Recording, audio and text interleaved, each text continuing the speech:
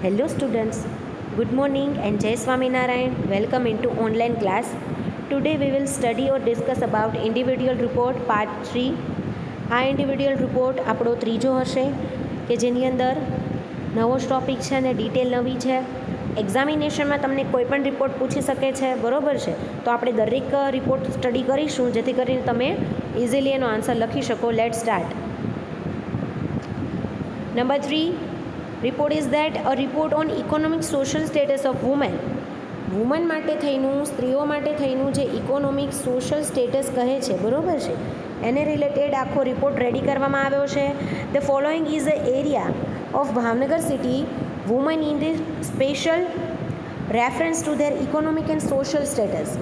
ભાવનગર સિટીની જે વુમન છે, જે સ્ત્રીઓ છે, બરાબર છે, એનો સ્પેશિયલ રેફરન્સ આપ્યો છે ફોર ઇકોનોમિક અને સોશિયલ સ્ટેટસ માટે. Mrs D N. Trivedi, member, Gujarat women welfare association, Ahmedabad, 2 જુલાઈ 2017. 2 જુલાઈ 2017નો આખો રિપોર્ટ સબમિટ કરે છે. કોણ? તો કે મિસિસ ડી.એન. ત્રિવેદી એ મેમ્બર છે. કોની? તો કે ગુજરાત વુમેન વેલફેર એસોસિએશનની. અને ક્યાં એનો રિપોર્ટ આપે છે? તો કે ministry, the minister woman and children welfare ministry, Gujarat state, ગાંધીનગરમાં આખો એનો રિપોર્ટ સબમિટ કરવાનો હોય છે. એટલે ભાવનગર સિટીની જેટલી પણ સ્ત્રીઓ છે, લેડીઝ છે, વુમેન છે, બરાબર, કે એનું ઇકોનોમિક અને સોશિયલ સ્ટેટસ કેવું છે, એને વર્ક રિલેટેડ એનું જે કમ્પન્સેશન હોય, એના વેજીસ હોય, એ સોશિયલ એક્ટિવિટીઝ કેવી છે, સાથે સાથે ઇનોવેટિવ એક્ટિવિટીઝ કઈ કઈ છે, કેટલું અર્ન કરે છે, એના વિશેનો રિપોર્ટ છે આખો.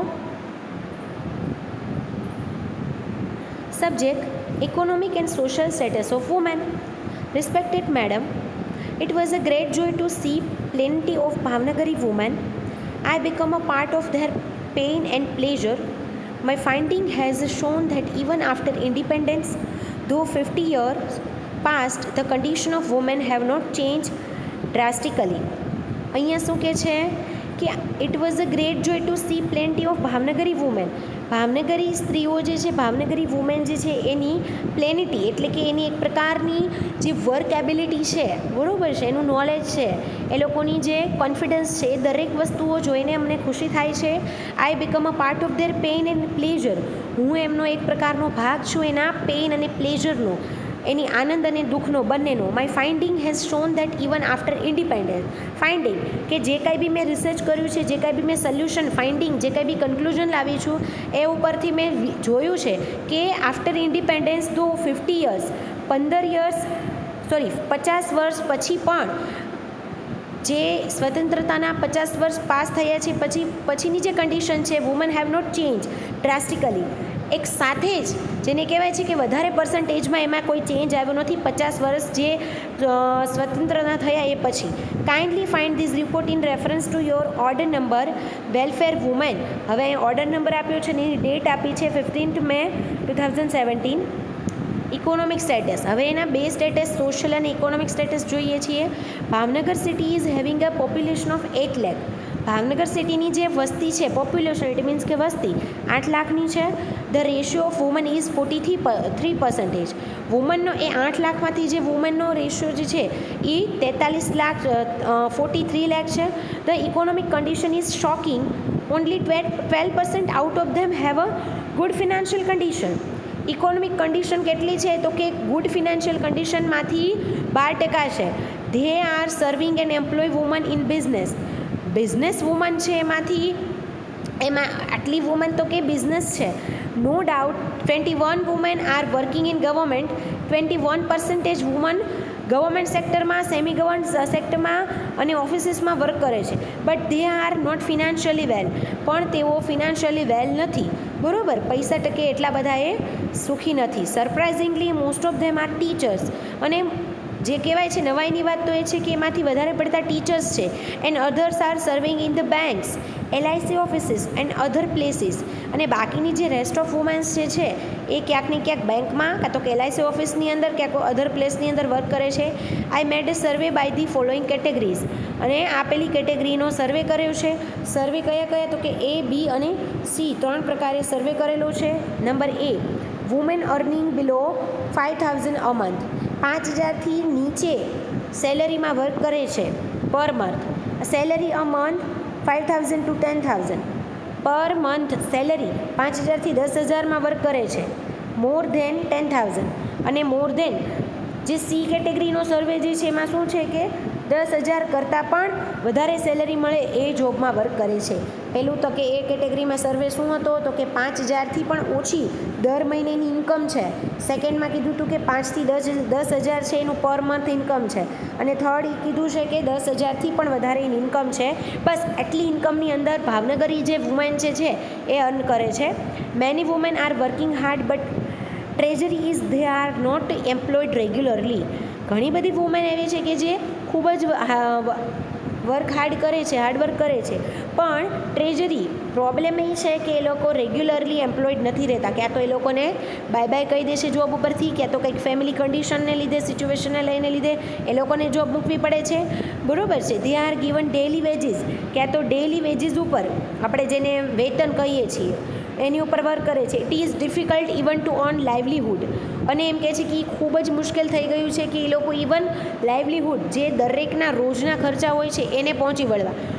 મોર surprisingly many women are force to work willingly or unwillingly. Main તો નવાઈની વાત એ છે કે મોસ્ટલી વુમેન વર્ક કરે છે ફોર્સફુલી. બરાબર છે. કંઈ દબાણપૂર્વક કામ કરે છે, કાં તો કંઈક એવી પ્રોબ્લેમ હોય છે એ માટે કામ કરે છે. Work willingly or unwillingly. Willing to do, પોતે મનથી કામ કરે છે ક્યાં તો નથી કરતા, unwillingly. Poverty is ruining the women. Poverty, ગરીબી એક એવી વસ્તુ છે કે વુમનને એ વસ્તુ કરવા માટે ફોર્સ કરે છે. હવે સોશિયલ, આ તો આપણે વાત કરી ઇકોનોમિક સ્ટેટસની કે ઇકોનોમિક સ્ટેટસ ભાવનગરી વુમન માટે કેવો છે. હવે સોશિયલ સ્ટેટસ જોઈએ. It is also horrible. હવે સોશિયલ સ્ટેટસની વાત કરીએ એમ કહે છે કે એ પણ એક પ્રકારનું ભયજનક છે. They have education, knowledge but are backward. એ લોકો પાસે એજ્યુકેશન છે, નોલેજ પણ છે, પણ કેવું છે તો કે બેકવર્ડ થઈ ગયા છે. They have been force two remain backward, અને એ લોકોને એવો ફોર્સ પણ કરવામાં આવે છે કે તમે બેકવર્ડ જ રહો, ગરીબ જ રહો, અનએજ્યુકેટ જેવા જ રહો. The family is at the centre, અને સેન્ટરમાં કોણ આવી ગયું તો કે ફેમિલી આવી ગયું. Most of the families do not allow women to go outside for the work or for anything. Most of the family એવી પણ છે કે એ લોકો એની વુમનને, એની સ્ત્રીને પરમિશન આપતા નથી વર્ક કરવા માટેની, ક્યાં તો આઉટસાઇડ ફોર વર્ક, આઉટસાઇડ જવા માટેની, કામ કરવા માટેની પરમિશન આપતા નથી. They are considered as weak. એની ફેમિલી એને વીક હોય એવું કન્સિડર કરે છે. They are not ask for any guidance or decision, અને એ લોકો એક પણ ગાઈડન્સ અને ડિસિઝન માટે પૂછતા નથી. They are not even secondary, એ લોકો સેકન્ડરી પણ નથી. Subsistence as well as traditions have not given the women chances to grow. Tradition, value, norms, જે રીતિ રિવાજ હોય છે, જે સંસ્કૃતિ આપણે કહીએ છીએ, જે વેલ્યુઝ, એને એને વસ્તુ ધ્યાનમાં રાખીને પણ જે કંઈ વુમેન છે બરાબર એને આગળ વધવા દેતા નથી, એને એવા ચાન્સ મળતા નથી. In such a condition any one can guesses what she could be outside the house. In such a condition, બરાબર છે. અહીંયા કીધું છે કે any one can guesses what she could be outside the home. કોઈપણ કન્ડિશનની અંદર આપણે એમ કહીએ છીએ કે ગેસ કરો કે કોઈ એને આઉટસાઇડ જવા દે છે. Most of the fields are occupied and dominated by men, અને વધારે પડતી ફિલ્ડ વર્કની એવી થઈ ગઈ છે કે ડોમિનેટેડ હોય કે ઓક્યુપાઈડ હોય, અમુક સીટ એવી હોય કે આની અંદર મેલ જ કામ કરશે, લાઈક બોયઝ, ઓકે, કે મેલ એટલે કે આદમી, ભાઈઓ જ કામ કરશે, એવું પણ હોય છે. Few women have come out the establish themselves. માત્ર થોડાક રેશિયોમાં, થોડાક પર્સન્ટેજમાં જ એવી લેડીઝ હોય છે, વુમેન હોય છે કે એ લોકો એમાં કામ કરે છે. The education has become a key for the change. Education એક પ્રકારની કી છે ચેન્જીસ લાવવા માટેની. They have started taking education and have become employees. તે લોકો સ્ટાર્ટ કરે છે ટેકિંગ એજ્યુકેશન લેવાનું, એન્ડ બીકમ એમ્પ્લોઈઝ, અને એમ્પ્લોઈઝ બને છે. Some of them have become professionals but still lots of things are to be done.